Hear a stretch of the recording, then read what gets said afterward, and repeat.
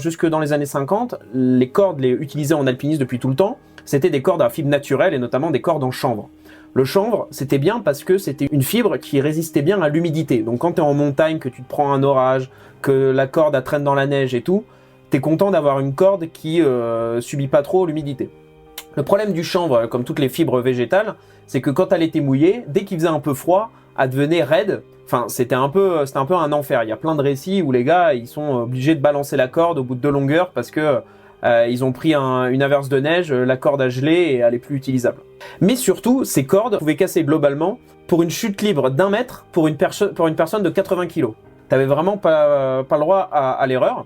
Et en plus, comme tu le disais, Papel, les gens s'encordaient à la taille. Les premiers baudriers sont arrivés à la fin des années 60. Donc en fait, ils s'encordaient à la taille, tout simplement, là. Et donc si la corde cassait pas, c'est effectivement, tu pouvais te briser la colonne vertébrale ou les vertèbres.